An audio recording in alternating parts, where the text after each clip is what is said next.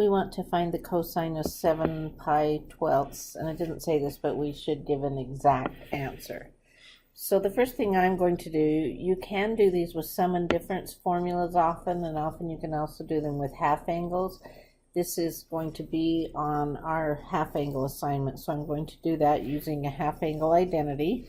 So I'm going to express this so that I can identify what that would be. So I'm going to write this as the cosine of 7 pi 6 divided by 2, because 7 pi 6 is a value off my unit circle, so I can get an exact value with that. And if I divide that by 2, I would get 7 pi twelfths. So now I'm going to use this half angle formula for cosine, and so that's going to equal plus or minus the square root of 1 plus cosine of this angle, which is 7 pi 6, and then divided by 2.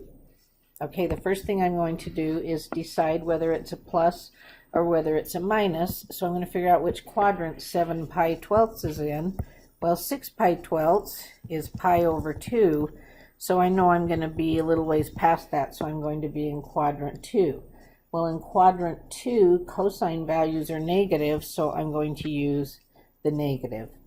Now the next thing I'm going to do is I'm going to figure out the cosine of 7 pi 6, an exact value, and put it in there. So I think of where is 7 pi 6, and 6 pi 6 is pi. So 7 pi 6 is here in quadrant 3, which is bigger x, littler y.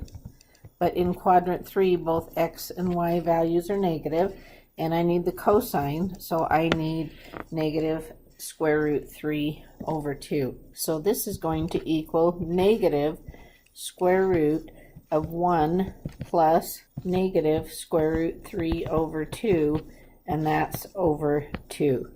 Now I'm going to simplify it a little bit, but leave it in exact form. So basically 1 is like 2 over 2, and then I can take this and multiply by the reciprocal, and this is still underneath the square root. So that is going to become, this will multiply to the denominator and make it a 4, so I'm going to have negative square root of 2 minus square root 3, and that's all over 4. And I can apply properties of radicals. When I have a fraction, I can apply the radical to the numerator, and I can apply it to the denominator, and when I do that in square root 4, I get 2. So here is my answer in exact form.